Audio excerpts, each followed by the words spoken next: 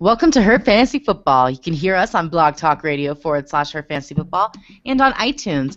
You can also hear us on SiriusXM Fantasy Sports Radio Saturday night from 8 to 10 Eastern. Make sure to subscribe to us on herfantasyfootball.com so you can take part in our fun FanDuel game, Diced, where we give you 4 ingredients for your lineup. Also, you can chat with us on Twitter at HerFantasyFB and on Facebook.com /HerFantasyFootball. I'm your host, Courtney Kirby. And I'm Ashley Williams. And I'm Brandon Marianne Lee. And it's week 15. Dun, da, da, da. You weren't in playoffs, you're in playoffs now. Hopefully. Fingers crossed. Ashley just eliminated me from the family. Woo! Fantasy Sorry, Courtney. league. It was not cool. It's okay. My whole team imploded, which I knew they would because they were all going up against like Carolina and Seattle and Arizona. It was a rough matchup week for you, for sure. Yes, it was. Yeesh. Not making excuses. It was awful. Just really bad. That's okay. And now Ashley's going to play her fiance. It's going to be intense. It is going to be intense. I've beat him once this year, which makes me nervous that I won't win. I almost pulled a mom where Mom, I'd rather him win. But I was like, no, I don't. I want to win. Yeah. Did you hear about the fire at the circus? What circus? It was intense. Oh, gosh. But we did get invited to go to a friend's house on Sunday, and I was like, no, we probably shouldn't be seen in public on Sunday. We should probably be in the confines of our own home. Yes. Yeah. Yes. Absolutely. I play my mom. She's going down. Take her. She's got the lowest points in the league, which will probably beat us all still. It'll be ridiculous. Luckiest woman ever. Well, let's help everybody else win their fantasy leagues, shall we? Let's get into this Thursday night game. Tampa Bay Buccaneers 6-7, the St. Louis Rams 5-8.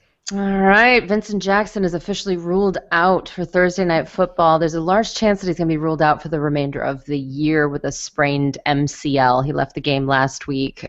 Just drop him. You don't need him. Jackson's out. That means that Evans is probably going to get more targets. But he only caught 3 of his 4 targets for 39 yards last week. St. Louis gives up the 3rd fewest points to wide receiver. He's a volume play, so you hope that he can get something going if he's getting targeted 12 times a game, which he was doing last time. But you got him. You have to play him. You know? We've been talking about this all season. He's yours. It's all yours. Head coach Lovie Smith said that the game flow was the reason why Doug Martin only got 11 carries last week. That's good because we once again want volume. St. Louis gives up the 10th most points to running backs, though, so that's good. And also Charles Sims, maybe, continues to be a flex play guy. You know, I mean, last week he was the team's leading receiver with 6 catches. As a PPR guy, only 10 yards rushing, but still, you know if you're in a PPR league, you can play him. Winston looked like a rookie last week against the New Orleans Saints. It was a great matchup, and they just didn't do anything. Again, we keep saying these are good matchups, but if the players aren't already good, that doesn't necessarily mean it's going to be great. So a lot of people lost a lot of matchups on Winston. Don't do this to yourself. He only put up 13 points. 2 weeks in a row, Austin Seferian-Jenkins has caught 3 of his 6 targets for 31 yards. Not what we're looking for. No. And also weird that it's 2 weeks in a row of 3 catches, 31 yards. Random. Very odd. Very odd. But you know what? He should go play the lottery. That's what I was going to say. Right? Maybe those are his lucky numbers or unlucky numbers. Or unlucky, yeah. Right, who knows? Listen, they haven't gotten it done recently, but Tampa Bay has to be considered because they're playing St. Louis for their defense. You have to look at the Tampa Bay defense. That's fair. That's Rams. fair. Well, with new offensive coordinator, Todd Gurley essentially took the entire game over, running for 140 yards and 2 touchdowns on 16 carries. That is a pretty good average of 8.8 yards per carry. Now, Jeff Fisher spoke of Rob Boraz, who is the new offensive coordinator, and Gurley, and said, if you give him enough opportunities, he's going to find a way. Rob changed some runs. We made some adjustments at halftime, and they were solid adjustments. Most of his runs, there were a lot of people on the line of scrimmage. Gurley, just so you know, went into halftime with just 13 yards on 7 carries. So clearly it wasn't working. They found a way to make it work, which I find very encouraging that they're going to be able to, shift things around and make sure things work for Gurley. So I feel good about Gurley this week. It's not the greatest matchup. They give up the 8th fewest points to running backs, but I do think with this new kind of chemistry, Gurley's going to be fine. Todd Gurley and wide receiver Kenny Britt are probable to play on Thursday, even though they didn't practice. They were held out on Wednesday. Gurley's was non-injury. Kenny Britt with his shoulder, but who cares? You're not playing Kenny Britt. That sounded heartless. We should care Kenny Britt's shoulders hurt. But I don't. As a human. As a human, I care. As a fantasy player, I don't. No. And speaking of fantasy players I could care less about, Case Keenum. Not a fantasy relevant option at all. He completed 14 of 22 pass attempts for 124 yards, 0 touchdowns, 0 interceptions though as well. That's good. And he ran twice for a whole 2 yards. You're not playing Case Keenum, and if you are, I don't know how you made it to the playoffs. So don't do that. Tavon Austin, who's been up and down all season long. This is Brandon's boy, who I always think when I think of Brandon. He had just 3 receptions for 19 yards. Ooh, but he was a bit more. That's not very nice. He was a bit, because you always love him. Well, he's a boomer bust guy. Bust. He's a usual bust. He's a bust 80% of the time. Okay. Well, name calling. But he ran for 40 yards, so his run was a little bit more effective, but you're definitely not playing him in the playoffs. You cannot count on him. And it's not the best matchup for it either, where they give the 11th most points to wide receivers, but it needs to be like the most points to wide receivers for you to even consider playing Tavon. So carry on. All right, let's carry on to the Saturday night game. New York Jets 8-5, the Dallas Cowboys 4-9. Speaking of dependable, though, Ryan Fitzpatrick, Mr. Dependable, completed 21 of 36 passes for 263 yards, 3 touchdowns. He also ran for 23 yards. And he just continues to have multiple touchdown streak. He has only thrown, 3 games all season when he has not thrown for multiple touchdowns. Only 3. That's rather impressive. Now, he has found success with his team, so it's not a surprise that Ryan Fitzpatrick, who will be a free agent at the end of this season, said on Tuesday that he's like, yeah, I'd love to be back in 2016. And this, again, is also unsurprising. This was in response to overtures from his bestie, Brandon Marshall, and head coach Todd Bowles saying that they would like him back as well. So let's hope the magic continues. It's magic. And I like him potentially this season as well. So, this week.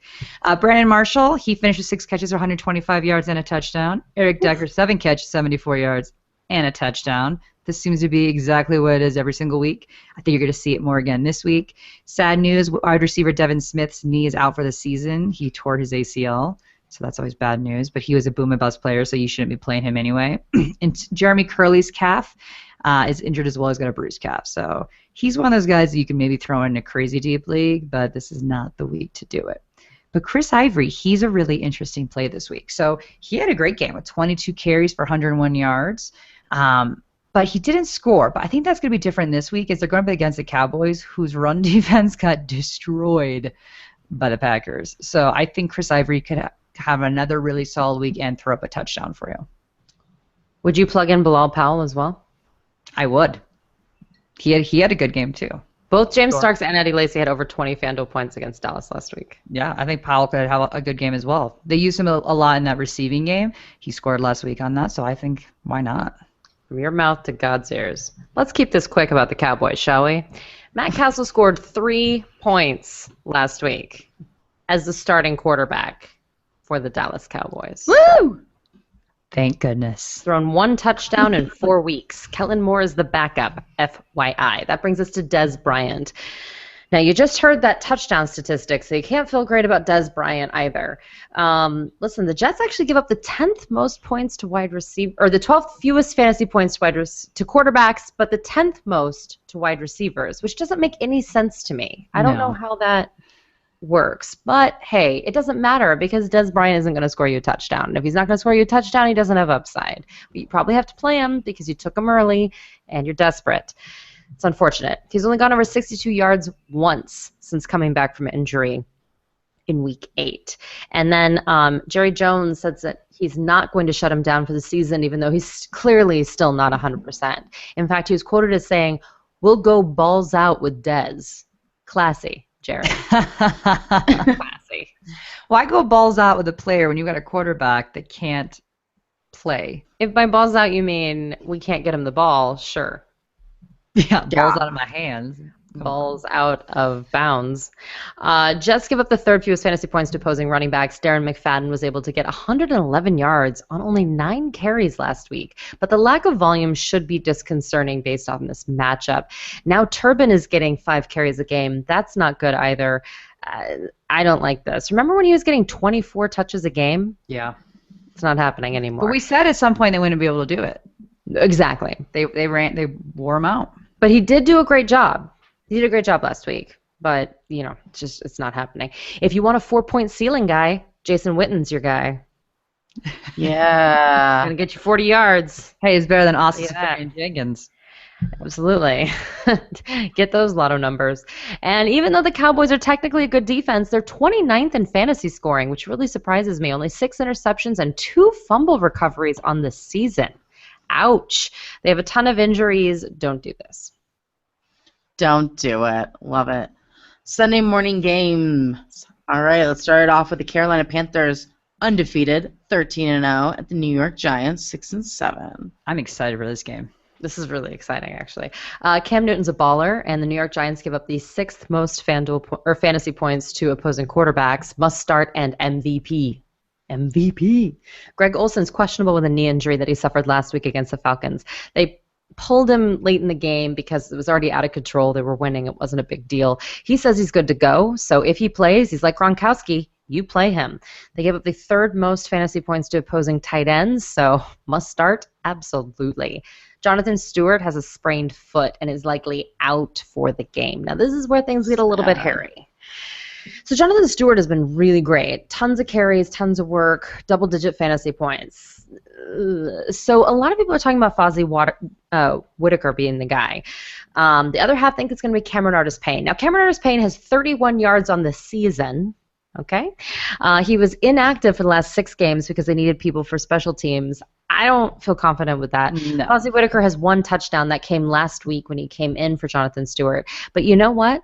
Mike Tolbert has 4 touchdowns on the season, 3 of which are receiving touchdowns. It makes no sense, but it's happening. I love Tolbert. He's a little bowling ball. He's a little His man bowling is just ball. massive. I think they're going to get him more involved. For me, if I'm going to take a risk on anyone, I think that Tolbert's going to be the goal line back, and he's even receiving touchdowns. I don't know why you'd go with the other 2. I think he's the only one that has I shouldn't say the only one, but I think he has the highest chance of getting into the end zone, which is how you're going to get points this week from the running game. And I would do Fozzie over Cameron. Cameron Artis-Payne has got like Michael Christian Michael all over him or whatever. Well, I'm pulling a Courtney right now. And Yeah. name. Disrespect. Yeah. It's all this like hype for nothing. Yeah, that's possible. I'm saying I'm not touching either of them. Yeah. I'm just not. It's a great matchup against the Giants, no doubt about it. But I still think that Tolbert's going to be the touchdown guy. And if I'm not going to get a touchdown out of my running backs, I'm not going to take them from the Panthers. That's all I'm saying. Right. Ted Ginn Jr. has 2 back-to-back monster games. I have to tell you, though, last week he only had 2 catches. Sure, it went for 120 yards and 2 touchdowns, so the points were there, but the volume's concerning. With Stewart out, he could get more usage. The Giants give up the 13th most points to wide receivers. It's a little dicey. I would just wish he was a little more of a slam dunk. And you can't trust Corey Philly Brown. Who knows what he's going by these days, and Devin Funchess, not in the playoffs. And Graham Gano has a lot of misses this season, but he scored double-digit fantasy points in 8 games this season. I like it. That's insane. And the Panthers are the 2nd highest in scoring for fantasy defenses. I'm a little leery going up against Odell Beckham Jr., though. It's going to be beautiful, though. Josh Norman versus Beckham. I'm really excited. This is maybe the game of the week for me. I'm sure Courtney will talk about his catch last week. Woo. Oh, freaky. But, yeah. And yeah, Manning you think of as interceptions, guys. But I don't know. He is 13th most in the league in interceptions, only 10 this year. Peyton Manning is still number 1 with 17. Did you know that? So sad. Out for 4 weeks. And then Matt Ryan is 2nd with 14. 3 less than Peyton Manning. That's amazing. That was really a low ball, Brandon. Sorry, it's sad. It's really sad. I wasn't going to talk about ODB's catch, Ashley. I did not mention that, but that was freaking amazing. It was so amazing. And he knew it to the moment. He's like, no, that's The a touchdown. touchdown? Yeah, he's like, oh, I caught My that. feet were in. And even like Sure when you enough. watch it in fast, you're like, no way. And then they slow it down. You're Yeah, like, no, man, I thought his he foot was got on the it. line, too. I thought his foot was on the line. I was like, oh, no. He's so And then good. when he's like, no, walks away. I was like, oh. Amazing. He's a Amazing. freak. He's a freak. We all saw what Carolina did to Atlanta last week. It wasn't pretty at all. The highest fantasy score was Julio Jones with 8.8 fantasy points in standard leagues. With that said, you were still starting ODB, OBJ, same guy, Let the different debate initials. continue. He had 166 yards, 2 touchdowns against Miami last week with that amazing catch. No, you probably won't get close to that, but you start your studs. There's just no question. Hello. Mm-hmm. Hello. It's a man who has 3 names, so give him his respect and put him in your lineup. Will Tye found the end zone for the first time this week, or first time this season. That's exciting. You may need to I was play playing him. him. I wouldn't expect more than that. But whether it's 70 yards or a touchdown and 10 yards, it's still 7 fantasy points. So either way, as we said, Jason Witten's getting you 4, Austin Seferian-Jenkins getting you 3. So there's no time to whine and complain about 7. Rashad Jennings had over 100 yards, total yards, but Coughlin continues to say that he is not committed to any of the running backs, which means you don't start any of the running backs. Ew. Sad, but it's true. Ruben Randall not only found the end zone, but had 58 yards. So obviously complaining about his part of the game, he was able to make something of himself because he still saw the same amount of targets. So I guess he just decided to do something with them. But he could be a good pickup in deeper leagues. If they're strong with 2 wide receivers against Carolina, then both wide receivers can score points. So if they get Ruben Randall involved right away and they both make the moves, then there's a chance they both could have decent double-digit fantasy points. Eli obviously is too unreliable to start in your playoffs. Kicker Josh Brown is the 5th kicker in the fantasy points, so you can keep him in. Continue on. Carolina gives up the 4th fewest fantasy points to defenses, so you need to look elsewhere for a defense. Tennessee Titans 3-10. The New England Patriots 11-2. Titans. Well, Delaney Walker remains the only starter this week. He had another day with double-digit targets. New England is good at stopping tight ends, but it doesn't matter. Walker is too big of this whole offense, meaning he is the offense minus Mariota, so you're starting Walker. And if you did start little Marcus Mariota last week, you got what you needed from him. Threw for 274 yards and an interception, but had 41 yards receiving and a touchdown. Another fun touchdown on Sunday. That was good stuff. That was man. fun. It was Andrews, right? Andrews threw him the ball. So good. And he got a 2-point conversion. So he's not my favorite play this week, but I'm happy if you play him this week. Kendall Wright is listed as questionable, but has not practiced yet this week. And I cannot, with good conscience, tell you to start any of these Titans in Week 15. And you want to know why? Because Bill Belichick eats rookie quarterbacks for breakfast. Puts a little syrup on those pancakes, and he chews them up. I'm telling you, it's game over, man. Oof. However, LeGarrette Blount is out for this season. That hurts. Wow. This team, they're taking after the Baltimore Ravens with all these injuries. Woofda. It just keeps happening. I know Brandon Bolden dominated touches, 16 touches for 51 yards when Blount went down on Sunday. But before that, he didn't have more than 4 carries in a game all season. And everyone's all about Brandon Bolden. But are we forgetting about James White? Yeah, Bill Belichick trolls us all the time. But James White has had double-digit fantasy points and standard scoring in 3 of the last 4 games. Am I missing something? I think it's because they've been using James White a lot receiving, but we don't care. We could care less. I need fantasy points. Yeah. I don't care how they get to me. No. And I don't understand this Brandon Bolden obsession. So I'm personally not telling you to start him. I could be totally wrong. I could be wrong this week, and then we can never hear from him again. That's how he rolls. However, they also picked up Monty Ball, who's reportedly well over 230 pounds, which he's supposed to be around 214. So classic Monty Ball coming in without conditioning. Ooh. And unfortunately, it's week 15, so that's not very helpful. Then there's Julian Edelman. He's practicing. What is in the water out there? I don't know. The fact that Gronk came back and now you've got Edelman coming back, it's crazy. Well, you know, Tom Brady has that special voodoo doctor, so maybe he's seeing everybody. He's making the rounds. Supposedly he looks really good. If he's back, then you have to downgrade Amendola. You can't think about Keyshawn Martin. You certainly cannot think about Brandon LaFell. I'll rage about him in a second. But, hey, keep your eye on that report. It's Wednesday, so we don't know yet, but keep an eye out. Rob Gronkowski, speaking of, man, when he came in, I hope you listen to me. I do Bleacher Report radio on game day from 11 to 1, and I swear my entire job for those 2 hours was talking all of the Gronkowski owners off the cliff. I was like, you have to start him. You have to start him. And everyone was like, well, what if I start Ryan Griffin? And I was like, no. No, I'm telling you to start Rob Gronkowski. If he's out there, you have to start him. Well, what about Scott Chandler? No, I just told you again. No. And again. Hello. Get with the program. The Gronk Show, always. Danny Amendola limited in practice on Wednesday, listed as questionable with a knee injury. And listen, he caught 6 of his 8 targets for 46 yards, but Tennessee has been torched by the Jets, the Jaguars, the Raiders. Everybody can score on Tennessee right now in the air. So if he's playing, he's a good play. You know who's not? Brandon LaFell. Again, 5 catches out of his 8 targets for 32 yards. At least he's consistently bad. You at least know he's always going to be about a 50% completion. And then I swear to God, we do our show on Sirius at 8 from 8 to 10 on Saturdays. We always get a Brandon LaFell phone call. Someone wants to start Always. him. And we're like, don't do it. Don't do it. However, Keyshawn Martin was finally getting some play. He caught 3 of his 4 targets for 23 yards and a touchdown, so that was exciting.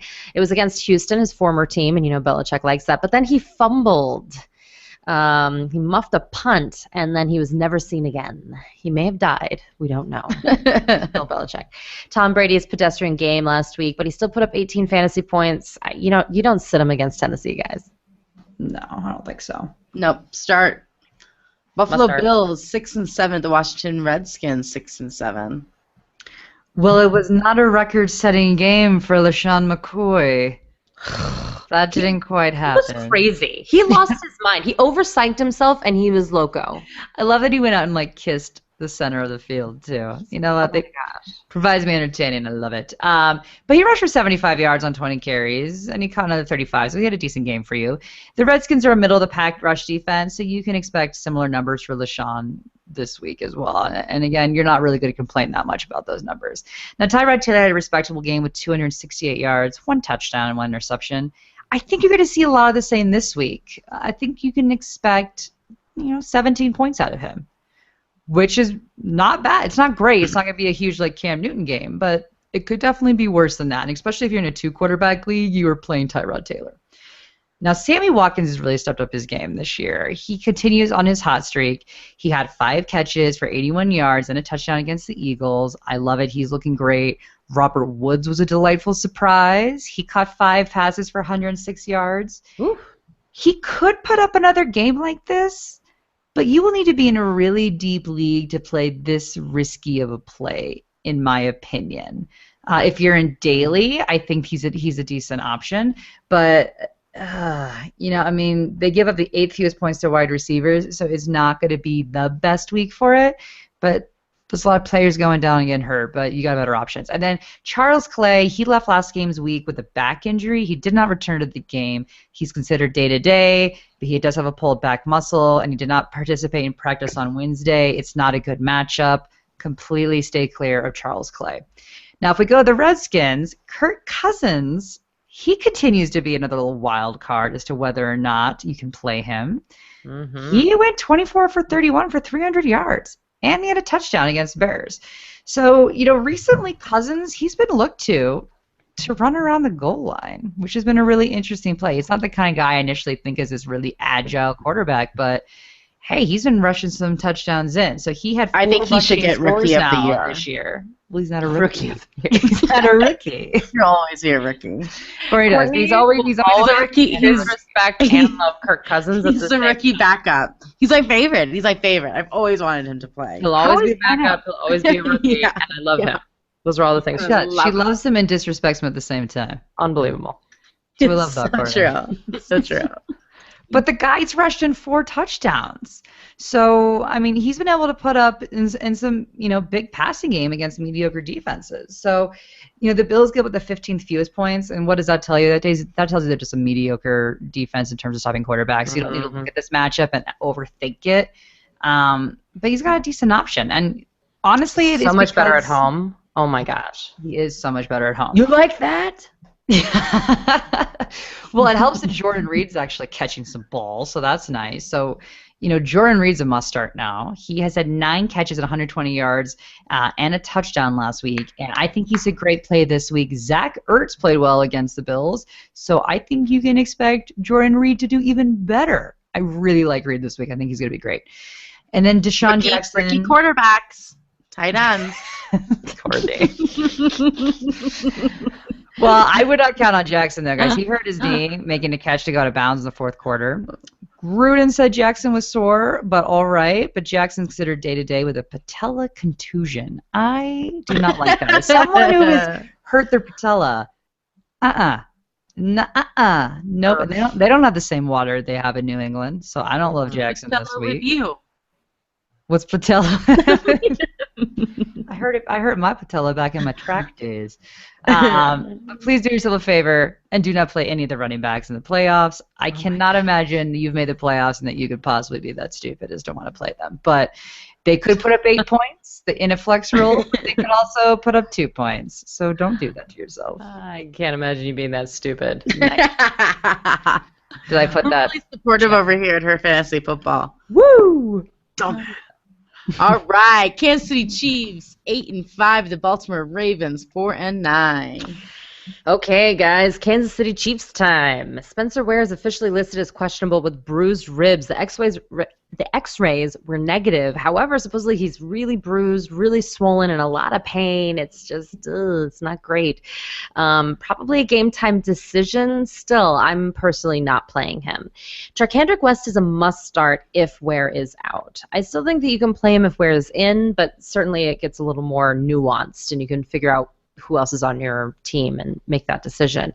Baltimore gives up the 4th fewest points to opposing running backs, but if he can get back to those 20-plus carries that he was getting before Ware broke out, I think that he'll be able to break for one. And I know you're looking at his box score from last week, but he had a 67-yard touchdown that was called back because Travis Kelce had an offensive interference call that got it called back.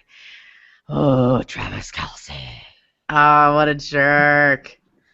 What a jerk. Last week was weird for the whole team. They didn't have to do much to beat the Chargers, so they didn't. It was bad weather. It was really bad weather.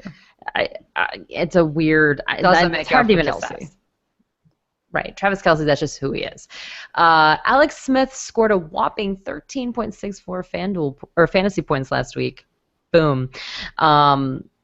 Baltimore gives up the 4th most points to opposing quarterbacks and the absolute most points to opposing wide receivers. He and Macklin could get that magic back that they had a couple games back, but it's a gamble. They were great together in week 14 and 13. There's a chance. Now, last week, Macklin caught 6 of his 9 targets for 68 yards. Again, weird game. Travis Kelce, he scored 1 touchdown since their week 9 bye. Baltimore's only allowed 1 touchdown since their week 9 bye. I don't like that together. So, once again, buyer beware. But you know what? I'm in a league where Tyler Eifert went down, and I have to start Travis Kelce. So I understand if you're in the same situation, but look for another 3-pointer. Albert Wilson is got his lone touchdown last week. Who? Well, he's the other wide receiver. Just thought I'd mention his name. One other double-digit fantasy game this entire season. Hello and welcome, and we're done talking about you. There you go. Yeah. I just thought it would be good to mention one other one. Just one other Kansas City Chief wide receiver before the end of the season. Who knew they Too had many. receivers? Too many. Interesting. I know. Really That's because pulled out the stop. he runs farther than 20 yards. Makes things difficult. The Boom. hate. Courtney's hate. Wow. Alex Smith. It's high. It's high. The hate is high. And then it's confusing with Kirk Cousins. There's just there's a lot going on. Now let me read off the Kansas City Chiefs defensive scores over the last 5 weeks because I have not spent enough time on them.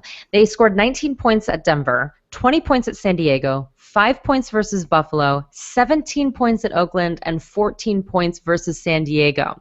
This week, they are probably getting Matt Shaw, but they could also get Jimmy Clausen. It doesn't matter. It's perfect. Yeah. They're the lock of the week for me. Kansas City Chiefs defense. Do it. Love them. Speaking of the Ravens, because Matt Schaub is the starter or Jimmy Clausen, we don't have a whole lot to talk about here. So, and by the way, their third string is Ryan Mallett, so it doesn't go up from there. But Ryan Mallett said that he's gotten past his issues. He's a new man. He's a new man. Javorius Buck Allen gets another tough matchup versus Kansas City. They gave up the 5th fewest fantasy points to opposing running backs. Last week was a disaster, but we knew that against Seattle. I mean, it's not even worth talking about. If Schaub's back, though, I think Allen will get more carries again. I think they'll have a little bit more of a chance because Kansas City isn't exactly an explosive offense the way Seattle's been performing lately, so hopefully they won't have to abandon the run. Kamar Aiken is also a product of the quarterback situation, caught 5 of his 7 targets last week for 90 yards, which is great, but he never scores. So there's just no upside. How can he score? He's got Matt Schaub. Yeah. Well, or Jimmy Clausen. Or Ryan Mallett. Also, we're done with Chris Givens. We can stop. Because, first of all, only Joe Flacco could throw the ball down the field, so he's now rendered useless. He caught a whopping 0 of his 5 targets, although targets is, a nice way of putting what was going on there on the field. But we'll call them targets. And then Jeremy Butler's another receiver. We're not even going to talk about him. Crockett Gilmore was out, and Max Williams caught 0 passes. Yeah. Again. Unbelievable. It's so terrible. We're basically done with the Ravens, what you're saying. It's over. Well, that was my nice way of putting it, yeah. It's over. It's over. Sorry. All right, guys, we got the game of the week. Houston Texans 6-7 at the Indianapolis Colts 6-7. And one of them will probably be in the playoffs. Yeah, right? Unbelievable. Crazy. Unbelievable. Meanwhile, teams like the Jets and the Kansas City Chiefs are scraping to get a wild card spot. It's criminal. Yeah. Houston, I'm intrigued by this game. Why? Because it's kind of the two misfit toys. I like that. It's kind of like the Miami Giants game. Lots of fantasy points to be had. Maybe. Brian Hoyer is stuck in concussion protocol for the 2nd time this season in this month. It's not good. So TJ Yates is going to be coming in for him. However, TJ Yates had a nice outing against the Jets earlier this season, 229 yards, 2 touchdowns, and 0 interceptions against the Jets, a much better defense. So I think that he'll be okay. Also, he targeted DeAndre Hopkins 12 times in that game, even when he was blanketed by Darrelle Revis. And remember, he just smoked him, and it was great and whatever. Well, they've been really going downhill with the targets lately with DeAndre Hopkins. The coach had to come out and explain himself, kind of like Dan Campbell with the Lamar Miller had an ankle issue, and then Lamar Miller's like, I didn't know I had an ankle issue. As to like why they stopped running the ball. It's sore. Yeah. Yeah. Oh, yeah. I forgot. Well, DeAndre Hopkins is the star, right? He should be targeted numerous times. And the coach came out and said, well, he's been double covered. It's like, yeah, like every number 1 wide receiver in the National Football League. Yeah. And what makes them still elite is that they can still produce on double coverage. Throw him the ball. It's unbelievable. I think they're going to target him more this week. I think TJ Yates loves him, so plug him in and feel good about it. I don't think you can start anyone else. Alfred Blue didn't even get 1 carry. Now he's dealing with a back issue, and he barely played, but still, Polk got 11 carries, but only went for 34 yards. Eek. The Patriots shut down everyone, so the team should play better this week in a better matchup. I just don't know who or why other than Yates and DeAndre Hopkins. And I think that's the story. Fair enough. So you're starting Yates? No, but I think that if you are in a 2-quarterback league, I think it's possible. The Colts give the 6th most fantasy points to opposing quarterbacks. And if you play daily, he's only $6,000 on FanDuel. You could do a lot with that extra money. Yeah. I'm not against it. I think that he'll be decent, just like he was against the Jets. I think it'll be similar lines. Good matchup. Yeah. All right, the Colts. Okay. So T.Y. Hilton seems to play well, no matter the matchup. Recently, he has caught as 4 passes for 132 yards against the Jags. I think you can expect a good game from him again. Granted that, they give the 10th fewest points by receivers, but T.Y. Hilton just seems to play well. It's fine. I think you can feel okay about him. Now, Dante Moncrief's toe watched practice from the sideline Wednesday, but the good news is that he did not have a walking boot on.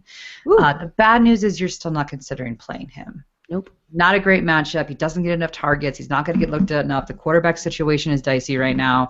You're not playing Moncrief unless you absolutely have to, and then you still shouldn't feel good about it. Now, Frank Gore ran 16 times for 60 yards against the Jags, and he has a decent matchup this week. I think you can expect him to get around 70 yards. Is that good for RB1 or RB2 numbers? No, but if you throw him in a flex role, I think that's okay. That should be fine. Now we have the quarterback woes to talk about. So, Matt Hasselbeck, who has hurt his ribs and arm, was seen leaving the stadium with his left arm in a sling after the game on Sunday. He is said to be sore, but he looks, to have avoided any fractures as the damage in all of his soft tissue at the moment. He was resting in practice on Wednesday, but Chuck Pagano said he's hopeful to have him back at practice on Thursday, and he's hopeful that he will play against the Texans. Nothing is for sure, but that is kind of the situation there. Now, the Andrew Luck updates are my very favorite. First, it was said that Andrew Luck's kidney is questionable to play in Week 15. I'd like to remind everyone Week 15 is this week. It's tomorrow. Which is interesting, as doctors were not optimistic last week. Then it was said that he'll be evaluated this week and that Andrew Luck's kidney isn't guaranteed to return this season because of his lacerated kidney. Now, this is all despite owner Jim Irsay suggesting he could return this week. Well, the reason the doctors are saying that he might not be able to return this year is because of the risk raising his heart rate. And by doing that, this would pump blood through his kidneys that could delay the healing process. So it's a pretty legit reason as to why it should not be expected for him to play, right? I can't imagine his heart rate going up in the middle of a football game running up and down fields. Of course not. That's weird. How would his heart rate go up? Well, what's even more amusing to me is that Luck is unable to run still, and the Colts don't have a specific timetable on how long he'll play, per se. But according to pretty much everyone but Irsay, it doesn't look like he's even close to returning anytime soon. He was limited to only individual work and practice on Wednesday, and he hasn't been cleared for 11-on-11 drills. So I guess we'll have to wait to see what Irsay says for Week 16. But my vote is he's not playing, which at this point he's been out a lot of the season. It's not really impacting your players. But again, you're really only playing T.Y. Hilton. But we will continue the very fun Andrew Luck watch for next week. My face was in a permanent dour position because I haven't really been paying attention to this. I just kind of ruled him out. Of course you did. He was kind of like, eh. But man, that organization needs to decide who's speaking for what. Exactly. Yeah. I mean, he's clearly not even. Don't take away Irsay from all of us. I want him. I mean, it would be like taking away, like Jerry Jones from us, and that's not fair either. That's not nice. We can't do that. We got to go balls out. That's right. All right, we got the Atlanta Falcons 6-7, the Jacksonville Jaguars 5-8. Gosh, the Falcons just cannot get their games together. It's really sad. It's actually kind of depressing. Gonna be there next year? Who? Matt Ryan? I think so. I think so. I think it's, I don't know, it's so mental. I don't know what's going on with him. Yeah. I mean, he's not dating the same girl Aaron Rodgers is, so we know it's not that at home. But not Olivia Munn ruining the NFL. We know it's not Olivia Munn. Yeah, we know it's not Olivia Munn. Or is it? Or is it? Dun, dun. Let's start that rumor. Seriously, can't rule it out. Yeah, it's just really sad. It's very sad for Julio Jones and Devontae Freeman owners. I know I have both of them on one team, so it's really unfortunate. But Julio is still the 4th highest wide receiver in standard lanes. He just has not reached 10 fantasy points in the last 3 weeks. He's still seeing double-digit targets, and you continue to start him. Jacksonville's secondary is beatable. So at some point, Matt Ryan will figure it out, and we will all be okay. Devontae Freeman is still the number 1 running back in standard leagues, and he's had 2 4-point games in the last 4 weeks. So I know it's hard to trust anyone on the Falcons, but this is a decent matchup for them. So you have to play your studs. And luckily for me, those are the only 2 people on the Atlanta Falcons. So, done. Quick write-up. Yeah, very quick. Great. Very quick. Oh, and just in case you're Brandon's husband or somebody else, you're not starting Matt Ryan and drop him. Oh my gosh. It's over. Week 15. Okay, Jacksonville. I love it. You gotta love that your own husband hasn't listened to your advice. No. And you know what? Sometimes he'll repeat he was like, hey, everyone, he always says everyone, which I hate. Everyone says that Terrence Williams is going to be huge now. I was like, what? Who's everyone? Yeah, exactly. He read one line on ESPN.com, and then he tells me everyone thinks. He's like, you've written about that, right? I was like, no, and I never will. No, because I don't think so. Yeah, they're wrong. And you probably didn't even read it right, actually. So I'm not even blaming them. I'm blaming you. This is I just love he's got Marriage 101. Insider information living with an analyst, and yet he is still going to other news sources. Well, you know what it is? Because I'm not here on game day, and he leaves the last minute. That's probably it. So now that I work on Sundays, he's lost. Lost little kitten. It was funny. I went to my fiance's holiday party last weekend, and he's playing with this guy named Dave. And he's like, don't give him any advice, because Dave came up to me in the holiday party. I got a couple things to ask you. And Tim's like, no, I'm pulling the fiance card. So I didn't help him out. And then game day rolled around. And I was like, Tim, if he sends questions to Her Fantasy Football, I can't stop if those get asked. And if he listens to our podcast, I can't help that either. And then he starts to lose to him, and he's like, you helped him, didn't you? I love it. I'm not even allowed to sit down on certain parts of the couch without being my fault if my husband loses. Yeah. It's always my fault. I just see fun. him walking in. Yeah. That's good. Yeah. All right, Jacksonville Jaguars, our favorite team. Seriously. Yeah. So speaking of people being stupid. Not joking. Yeah. If you have not figured out that Blake Bortles is the man, I can't help you. I cannot help you. He had another great game. He passed for 3 touchdowns and ran in for a 4th against the Colts last week. He threw for 250 yards. I mean, the guy's just a beast, you know. I mean, he's great. He hit touchdowns with Robinson, Hearns, Julius Thomas. He spread the ball around. He's fantastic. It's not a great matchup against the Falcons, but you know what? Blake Bortles seems to always pull it out. So I think you can still feel safe about playing him. Obviously, you're not going to play Bortles if you've got like a Brady or something going, but or Cam Newton. But you know, other than that, you should feel good about Bortles. TJ Yeldon, this is not great news. He's dealing with a sprained MCL in his knee. His status is not looking good for week 15. He did not practice Wednesday. I think you can basically count him out. Denard Robinson will be the guy, though, in his place. He rushed 14 times for 75 yards in the blowout against the Colts. Yeah. I think he looked pretty good, and he was pretty decent last season too. So if you're looking for a guy and you're in a deep league and you need a flex, he's not a horrible person to possibly throw in there. They give the second most points to running backs, so this has been a very favorable matchup for you in terms of TJ Yeldon going down if you were able to pick him up. If not, go get him off the waiver wire right now. It's a viable option, people. It's a very viable option. Now, Allen Hearns, he did not practice on Wednesday either.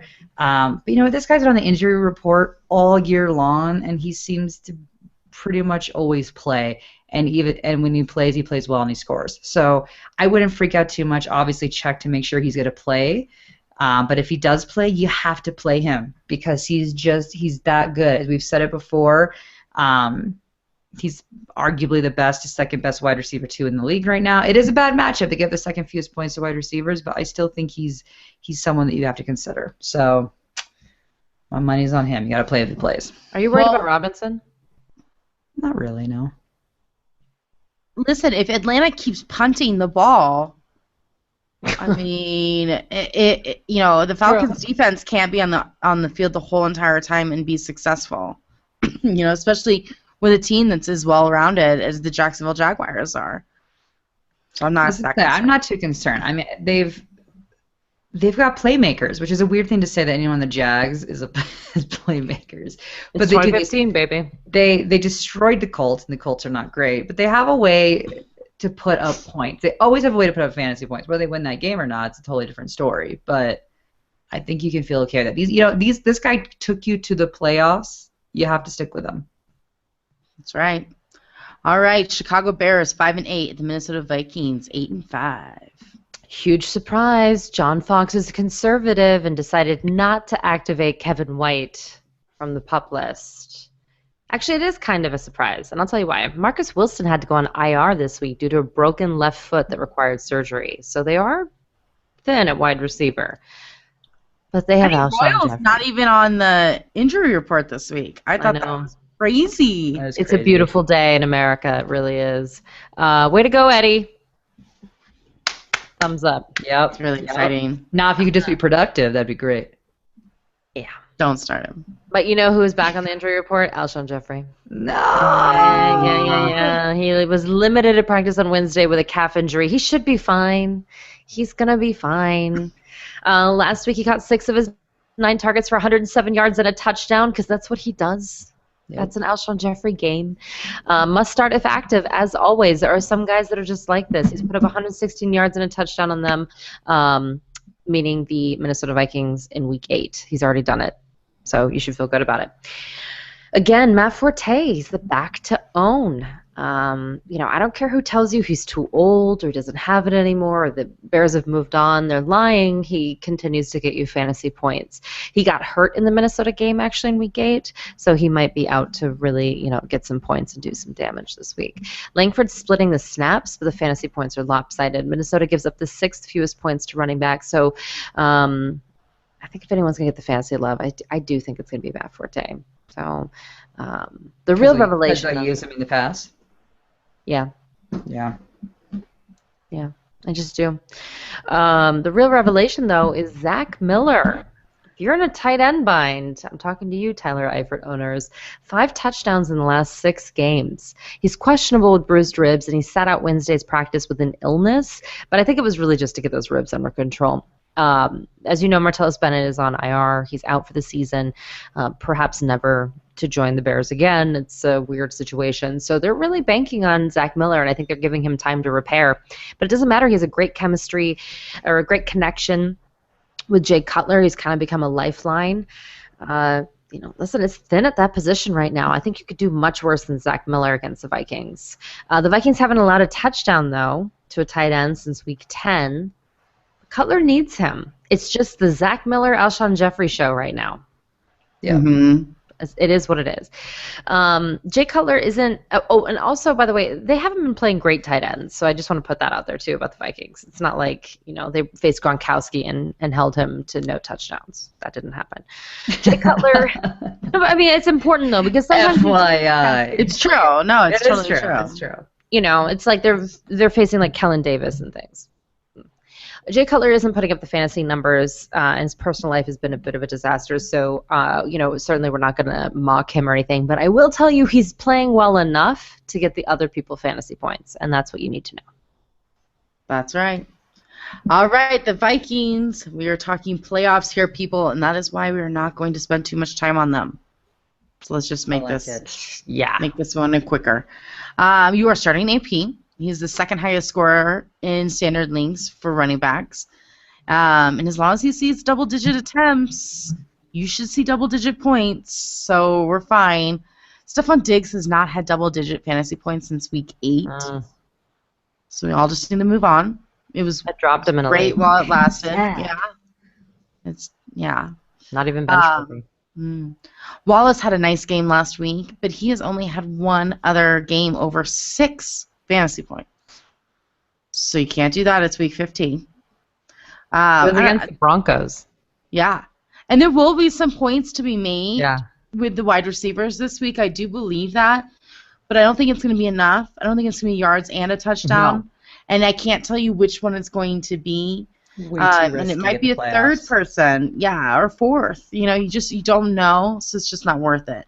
I will say that Kyle Rudolph had 67 yards last week. The Bears give up the 8th fewest fantasy points to tight ends, so I might be looking elsewhere if you can afford it. If you have, Zach Miller. even Will Tye, who gets you 7 fantasy points, Love Yeah. Will Tye. I feel okay. Teddy Bridgewater shouldn't even be owned, so unless you're in a 2-quarterback league, Even it's that. deep. It's deep. And you start Blair Walsh. And that's Minnesota, you guys. Dun, dun, dun, dun. Afternoon games. Let's get crazy. You took your little nap. You made your little clam dip that we do in our house, and it's time to get rolling again. Green Bay Packers 9-4. The Oakland Raiders 6-7. When do you nap? I fall asleep generally right between the two games, right between the morning games and the afternoon games. We're nappers. We're big nappers, people. It's okay. We rewind. We record. Don't We have you game worry. rewind. It's fine. Am I the We only watch all one? of It them lulls anyway. me to sleep. It's like golf, because I watch the Red Zone, and it's Oh, I just, don't watch golf. well, golf is maybe the best nap time TV there is, but Well, and Hanson's voice on Red I'd say Zone. his Hanson on Red It's Zone, the like, literally. worst. Yeah, it's by like, worst, oh, it's you're just delightful. sleeping. Yeah, it's just like, I need him to love do like you, book on tape. Hanson. Although I Should probably do fall football. asleep driving. He should do like 30 for 30 movies on tape. Oh, Hanson. man. We're coming up with ideas for you guys. We're all over the place. $1 billion ideas. All right, the Packers. Head coach Mike McCarthy took over the play calling last week, and everything went relatively back to normal. And when I say that, I mean he focused on the run. So Eddie Lacy and James Starks both scored over 20 fantasy points. Yep. Then Randall Cobb had the most targets. Then Wow. James Jones, and then Devontae Adams. Just the Yeah. way it should be. Yeah. Mike McCarthy, a micromanager, man of my heart. Feel the same way. It was buddy. out of control, though. There should never be a game where Devontae Adams is getting 21 targets. That should never be in existence. Don't disagree. Sorry. I mean, he had to do something. The only kind of bad part about this is that Richard Rodgers won't be used as much because Mike McCarthy has never really used the tight ends, to be entirely frank. He caught one of his targets for 3 yards, but it was a touchdown, so he did get the points. Now, this week, the Raiders give up the second most fantasy points to opposing tight ends, so possibly he'll be used more this week, but it is something to look for moving forward. He said 5 touchdowns in 7 games, though, so I see you, Richard Rodgers. Hopefully so does Mike McCarthy, but I see you. Yeah, Eddie Lacy. He said that getting benched really focused him, Oh, and he also said that he's going to start that diet on Monday, which we've all said. We've all. We all said, "I'll start my dad on Monday." I'll start my diet on Monday. I just want to say, though, if he was a woman, that's all we'd be talking about. Just getting that out of the way. Literally, that's all we would talk about. But instead, about his weight gain and how it's affecting his performance. Like, it's fascinating to me how it's kind of talked about, and then we're like, whatever. It's because he was late. It's like, well, listen, it's fine. He's getting a ton of touches. He's scoring a bunch of points. You have to start him, and I don't know what to do with Starks. I'm very That's tough. confused. I'm No. not sure that I trust him. Last week he was great, 11 carries for 71 yards and a touchdown. He also scored another touchdown in the air, but the Raiders haven't given up a double-digit fantasy performance since Adrian Peterson in Week 10. They're not going to give up 2 in one game. And I think James Starks is out. So I'm not playing Starks, but I understand if you want to chase points, but I'm not suggesting it. Cobb's 8 catches on 12 targets for 81 yards is encouraging, but for a guy that was so highly drafted, you can't help but being a little disappointed. He said 6 total touchdowns on the season, and 3 of which came in Week 3. Yeah. Right. So really, he's only scored 3 times. Okay. Devontae Adams caught 2 of his 3 targets for 12 yards. That's a better catch percentage, but it was 12 yards. Oakland gives up the 11th fewest points to wide receivers, which is shocking, but true. So I think Cobb is the only play here. James Jones is a long shot, but, he's only had 1 touchdown since Week 6. And you start Aaron Rodgers. It's fine. Raiders. So Raiders played a tough game against the Broncos last week, and Derek Carr completed just 12 of his 29 passes. But it was for 135 yards, which is not great. He did have a pair of touchdowns and no turnovers, but it was not the kind of game we were hoping for. He's going up against another tough matchup. The Packers got the 11th fewest points to quarterbacks, so he's not my favorite play this week. I hate saying that, but he's not. And I think part of that for me is Amari Cooper. So Amari Cooper was targeted 8 times last week and had 0 catches. 0. And Michael Crabtree only had 4 catches for just 19 yards, and Seth Roberts only had 2 for 20. At least he had a touchdown. It was just bad all over the place. And then Amari Cooper, he hurt his foot. That foot did not practice Wednesday. I think he'll still play, but woof. Get him as the Broncos is it was a tough game, but the Packers have gotten a little bit better as well. So I don't love any of these players this week. Latavius Murray carried the ball 16 times, but it was only for 27 yards. That's awful. I don't know. I don't know what you guys think, but I don't love any of these guys this week for your playoffs. They're out of a groove. They're kind of out of their groove that they were in for a bit, Yeah, it's sad. Amari completely shuts down when he goes up against a good defense. Completely shuts down. Sad. It's the Sammy Watkins effect. Yeah, that's how he's he a was rookie. too. He'll get over it. He will get over it. But as of for right now, I just don't think you can trust anyone on the Raiders this week in your fantasy playoffs. Yikes. Miami Dolphins 5-8 at San Diego Chargers 3-10. Dolphins. I told you that Miami was going to focus on the run last week, and they sure did, at least for the first half. Miller had 69 yards and 2 touchdowns in the first half and another 20 yards in the second. He should have had a good time running all over San Diego, but keep an eye on his health. He's been listed as questionable and has been limited in practice. So if he goes, you're starting him. Heck yeah. Agreed. Just be careful. San Diego is better in the air than some may think. I think he's going into week 15. I'm only starting Jarvis Landry. Rashard Matthews showed his face at practice today, and he's questionable, and that just gets messy between Matthews and Parker. Parker, of which you only had 16 yards last week. Kind of risky. We're talking week 15. Not my favorite goes of it, but if you have to, I'm thinking probably they're going to stick with Parker more than Matthews this week just to get him healthier. And that's it for Miami. But for the Chargers, I had a pretty short write-up last week for San Diego, and I said that. Kansas City's defense was a much improved defense, and they showed up last week, only letting San Diego score 1 field goal again. It was bad. So bad, you guys. What is going on? Oh my gosh, When I was talking about the Chiefs, I felt bad, but I was like, listen, obviously they were taking that game off. And it was terrible weather, and it was like, why did we even right. Yeah. So this is a much better matchup for San Diego, but I'm not sure whom you really are going to rely on from this team at this point. You can't trust the running backs, even though Miami gives it the 4th most fantasy points to running backs. Melvin Gordon has never reached double digits in his NFL career, and Danny Woodhead hasn't seen double digits since week 9. I mean, for PPR, Woodhead could still be a viable option this week just because of the matchup, but his numbers have not been good.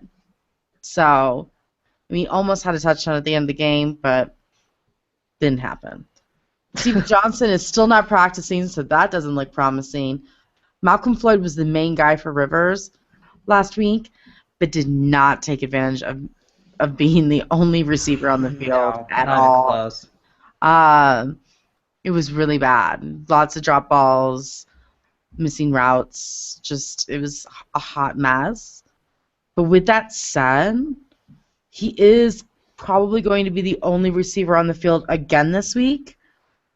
So if Rivers yells at him, like I'm sure he's going to, Wouldn't you? This is his last year, Malcolm Floyd. So desperation times. I don't know. It could be a weird moment for Week 15. Decent matchup.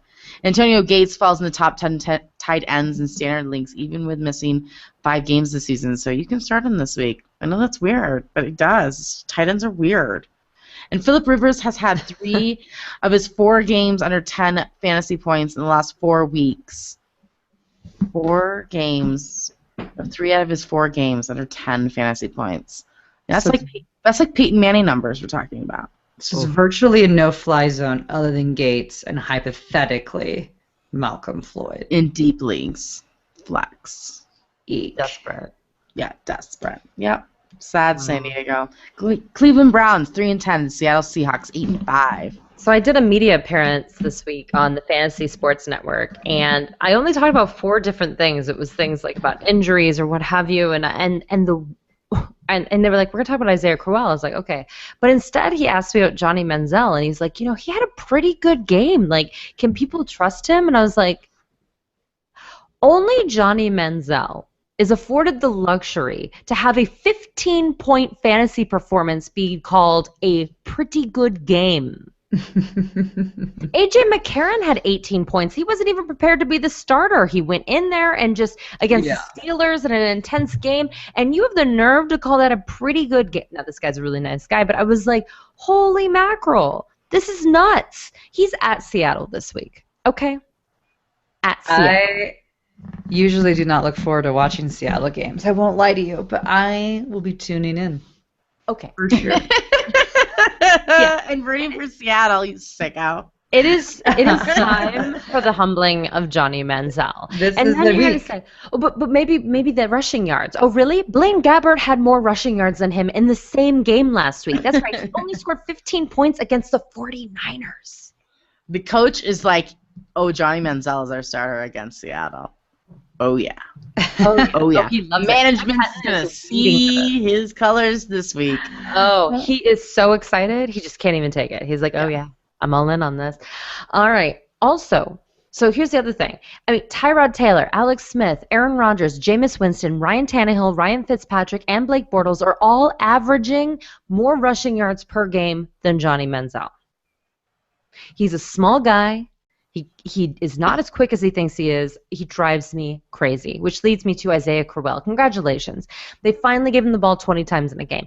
He rushed for 145 yards and 2 touchdowns. It was awesome. This week he goes up against Seattle. Yeah. Bye. Not pretty. You know what? He had a great game against a bad defense. But you know what? Congratulations. It is what it is, but, now you're at Seattle. Speaking of, they give the 4th fewest points to quarterbacks, the absolute fewest to running backs, 5th fewest to wide receivers, but the 9th most to tight ends.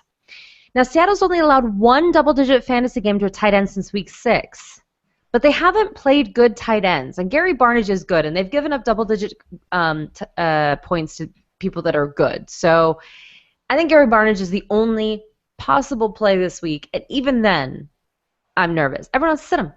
What are you talking about? What are you talking about? The only good news, Josh Gordon, it looks like, is going to return to the team in February. Because we already talking about OTAs with some of these teams. You know what I'm talking about. I love it. Oh, good stuff. Seahawks. So, really sad day for Thomas Rawls owners last week. So he suffered a broken ankle during the game. He will miss the rest of the season. This is heartbreaking for people that rode him all the way to playoffs because you can't replace him. I don't want to pump things up for you. You're not picking up Isaiah Crowell and replacing Thomas Rawls. I'm sorry. But good news is we hear he's going to be back for week 3 of preseason. Fantastic. So it's good. So good. It's good. So good. I feel so much better. Yeah. Well, apparently the Seahawks don't really know what to do either because Djuan Harris, he was the guy that basically came in and played when Rawls went down, right? But then he was released on Tuesday, and the Seahawks have now added Bryce Brown, and allegedly he's going to be the main back with Fred Jackson. He was released? Yeah, Harris was released. Now we've got Bryce Brown, who could be the main back. Fred Jackson allegedly is going to be a change of pace back / 3rd down back. We've heard mixed reports on this. Marshawn Lynch is still expected to be out for another 2 weeks, so there's no hope of him coming back. And then just for more fun, Michael Christian, he was signed by the Seahawks active roster on Wednesday. and he's frustrating because he's one of these like big talent, big potential guys. Yet this is the third different place he's been this year. There's clearly something going on personality-wise. So I mean, either way, you're not going with any running back here because I can't even remotely tell you who is going to be at this point. Like while you'd cut one of your guys within the team to bring in, Christian Michael and Bryce Brown, clearly shows no confidence. And for whatever reason, they're not going to roll with Fred Jackson, who's been on the team all year, which also doesn't make sense to me. So it's going to be a really interesting situation. And it's sad because the Browns give the 7th most points to running back. So there's potential that someone could go off, but please do not risk your fantasy on this. Now, Russell Wilson, he continues to be awesome at the end of the season, just like we told you. 23 of 32 passes for 292 yards, 5 touchdowns against the Ravens. Yes, it was the Ravens. But still, he had a great game. Well, this is the Browns. Exactly. Browns, seriously. Could be great. Now, Doug Baldwin, again, it's the Browns. He should be great again. He had 6 catches for 82 yards and you guys told me not to play him. Touchdown. I did play him. I lost. Was it going to be against me? No. Oh, all right. Oh, I'm sorry. Well, I thought they were going to lay off. Clearly not. Baltimore's so bad, but You got no. 3 touchdowns. But here's the thing, Baltimore was so bad, Tyler Soulless. Lockett was able to have a great game either. He had 104 yards off 6 catches and 2 touchdowns himself. When have they ever had a game where there's been 5 receiving touchdowns? Never. It's ridiculous. Now, the only good news / bad news, Brian, for you with your Johnny Manziel, is that Cam Chancellor has a bruised tailbone. So definitely check and make sure that he's playing. He's a major part of their defense. But Johnny Manziel is still not good enough to be able to do anything with this defense, even minus Cam Chancellor. So Johnny Football. I'm the only Johnny supporter here. apparently so. He signed a $100 bill barely. on Johnny Manziel, and it's going to be sold for $1,000. It's a $100 bill. I love it. I love it. It's a good investment. So good. Denver Broncos at Pittsburgh Steelers. Broncos. Well, there's not much to celebrate for Broncos owners. Even the defense only got 7 fantasy points against Oakland. We all know how Pittsburgh likes to score points. They have not scored less than 30 points since week 8. Yikes. Yeah. It's not my favorite defense this week, but you're not going to bench them either. They're still going to be able to get fantasy points. I know Unless that they you are. have the Chiefs. Unless you have the Chiefs. This is true. Or the Cardinals. There's a few, but seriously, Denver, I think, will still make it happen. But yeah, they're not my number 1 this week. Brock Osweiler will be the starter quarterback in Week 15. You are not starting him, but you are starting Demaryius Thomas and probably Emmanuel Sanders. This should be a shootout, and Pittsburgh gives up the 6th most fantasy points to wide receivers. I know neither have been amazing lately, but they're both still in the top 30 wide receivers. So if you're in a 3 wide receiver league, you're playing them. Sorry. It's the way it goes.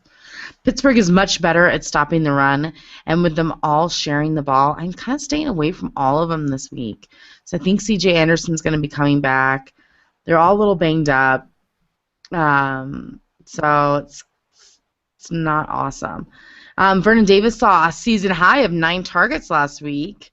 I don't know. I think this late-night texting between him and Osweiler is panned out last week, so who knows? It might happen again. Pittsburgh gives up the 6th most fantasy points to tight ends, so could be a sneaky play. As for the Steelers had a much tougher time against Cincinnati than I thought they would. All but D'Angelo Williams, that is. He had 76 yards and 2 touchdowns rushing and another 15 yards receiving. Denver does not allow some fantasy points to running backs. Denver does allow fantasy points to running backs, so I'm playing Williams again, and I'm going to feel okay about it. Yep. As for the receivers, Denver has still only allowed double digits once since week 6 to a wide receiver. And as Ashley just went over the Oakland Raiders stats from last week, Amari Cooper literally 0 points, and Crabtree had 1.9 in standard leagues. So I'm not saying don't start them. I'm just saying that those That's the reality of it. Yeah. But you start your stunts, and it's week 15. You roll with who brought you here. You can start Ben, and I am for sure starting Pittsburgh's defense. Game on. All right, let's move on to the Cincinnati Bengals, 10-3. San Francisco 49ers, 4-9. My Red Rocket, guys. I am devastated. Oh. Devastated. Really sad. All right, here's the deal. Head coach Marvin Lewis said Dalton will not be able to play this week, obviously, but he would not say whether he would miss more time than that. Allegedly, it was thought that he will likely miss the rest of the season because of his fractured thumb, but the good news is that he doesn't need surgery on it, and this could mean that he might return sometime postseason and perhaps sooner. Dalton seems to think that he may be able to play in Week 17, which is good news.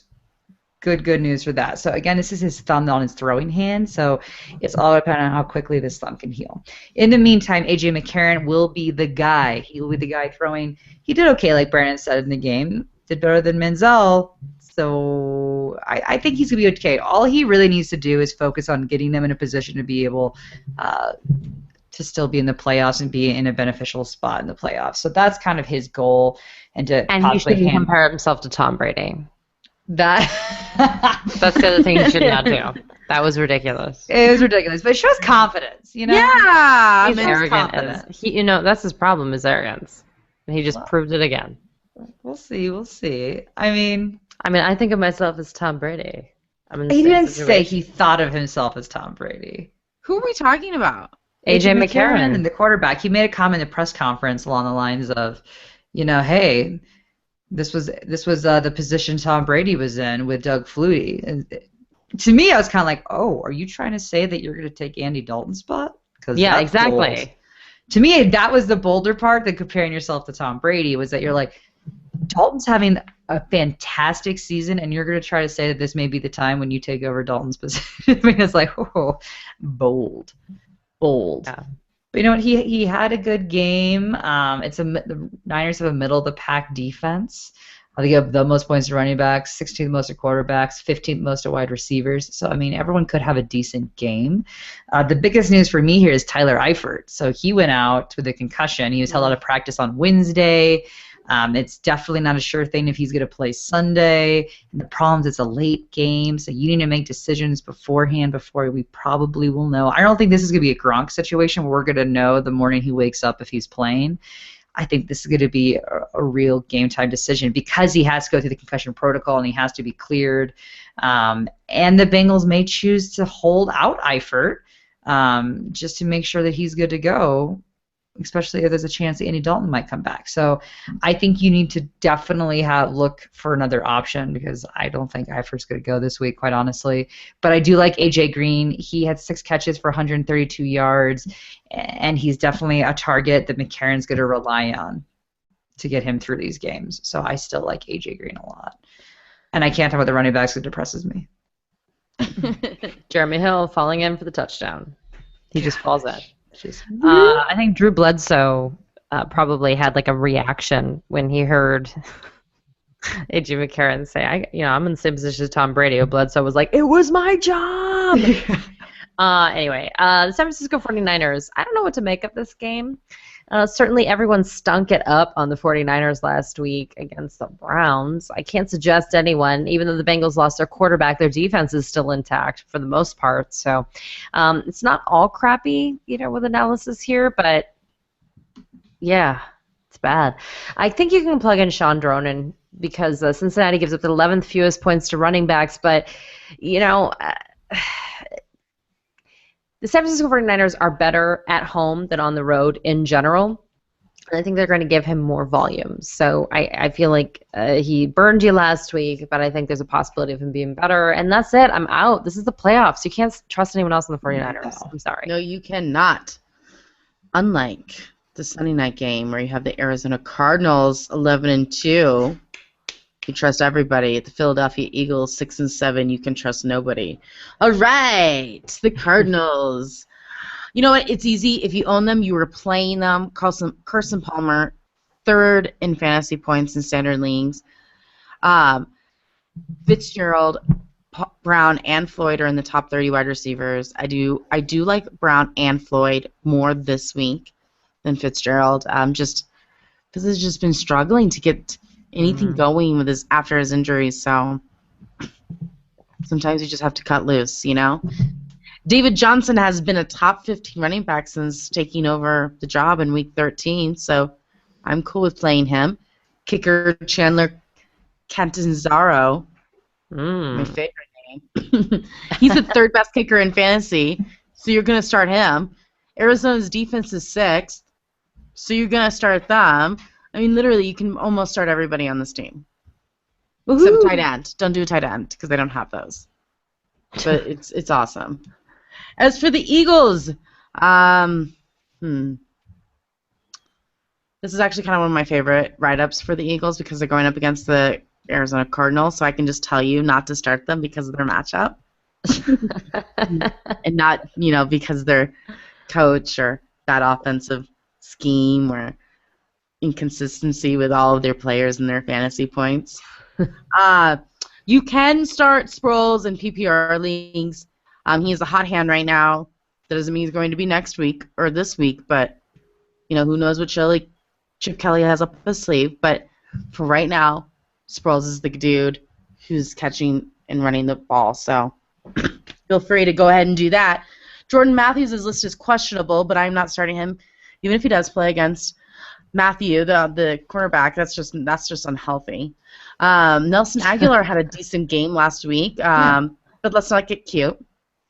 Let's not do that. No. He'll be great for next season, but we're in the playoffs here, people. Zach Ertz is the only guy I actually would take a chance on because he has the best matchup. But I still don't feel good about it. So, I mean, that's it, you guys. The Eagles is kind of like stay away land this week. It's not healthy. Arizona's hot. Hot. I mean, but the Eagles are hot too right now. They're having their moments. defense and special teams. Yeah, but I'm not playing their defense. I mean, their special teams is good, but I just don't think that they're going to pull off big numbers this week against Arizona. I just don't. So, sorry, can't even start them. Monday night game, Detroit Lions 4-9 at the New Orleans Saints 5-8. Who's excited for this game? Juggernaut. I am. Woo, are you? Golden Tate is the biggest bargain ever. Well, that's true. That is true. But Calvin Johnson owners are not happy. He only had one catch. And when asked why Megatron only had one catch, Jim Caldwell said, the ball gets spread around and that every game is different. Why is your lead receiver not getting the ball? You know what that line just means to me? You're fired. You know what? I think we've seen a few offensive coordinators and head coaches that have seen the same fate. When you don't get your stars the ball, unless they don't view him as a star anymore, and that's kind of their delicate way of saying he's no longer Megatron. Uh-oh. It's possible.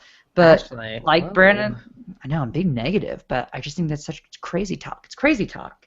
It's good matchups this week, though, guys. The Saints give up the most points to quarterbacks, the third most to running backs, but we will discuss them later because don't go crazy. And the 12th most to wide receivers. And the most to tight ends. So here's the deal. Golden Tate, like Brandon said, steal.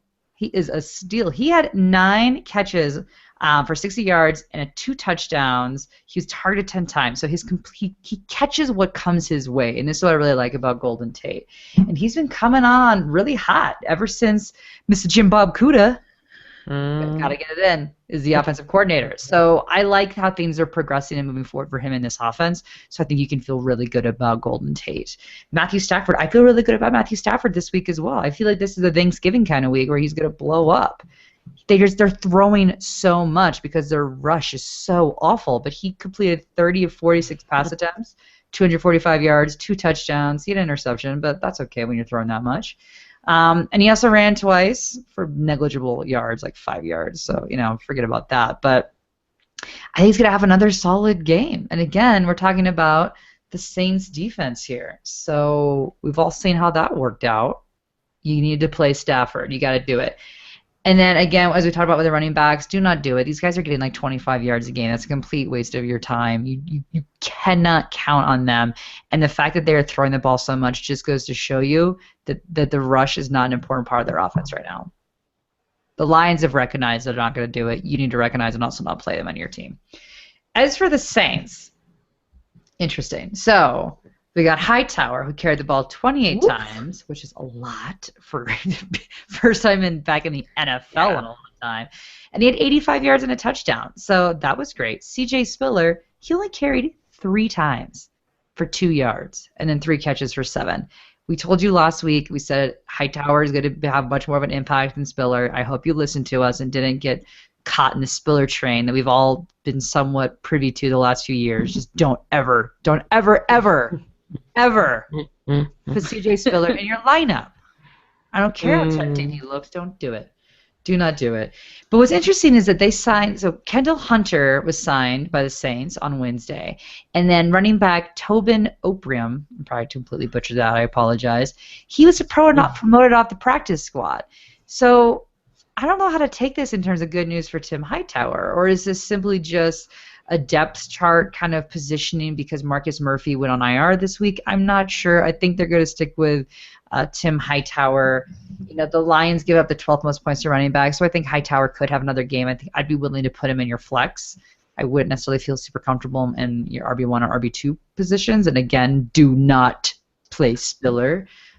So don't be too nervous about the running back adjustments with the depth chart. But in terms of the receivers, this is a tough one too. Marquise Colston, he had 36 yards, but he had 2 touchdowns. He was the touchdown guy. And then Willie Snead, he had 122 yards off 7 catches. And then Brandon Cooks, he only had 3 catches for 29 yards, which is awful. But so it's one of those things like, who's the guy going to be? If I had to pick one, I'm going Willie Snead. He's your most consistent option all year long in terms of who's being targeted and who actually catches the ball and get yardage. So I think that's someone that you could look at. Drew Brees, you play him every week, per usual. Another great game, over 300 yards, 2 touchdowns. You plug him in your lineup this week as well. Don't even think twice about it. But I do want to mention Watson. So Benjamin Watson, he has put together 3 decent weeks. So last week he had 70 yards off 7 catches, and this is a good matchup this week as well. So I think there's a good chance that he could score a touchdown, which would put you in the double-digit range. And so I think he's a great option to stream for all those Eifert owners out there. Agreed. Love it. Me too. All right, ladies, that's week 15. In the books. In the books. Playoffs. It's awesome. Good luck, everybody. Enjoy yourselves this week. Hopefully you get to play another week or 2. Make sure you hop over to herfantasyfootball.com and subscribe to us so you can play FanDuel, our fun dice game where we give you 4 ingredients and you set your lineup. It's a good time. Also, you can chat with us on Twitter at herfantasyfb and on facebook.com/herfantasyfootball. You can always listen to us on iTunes and give us a nice ranking. That would be wonderful. And make sure to check us out on SiriusXM Sports Radio Saturday night from 8 to 10 Eastern. You can call and ask us your questions if you don't have time for Twitter. That would be great. We like hearing from you. And thanks again, everybody. Good luck. May the force be with you. May the force be with you. No more faking it.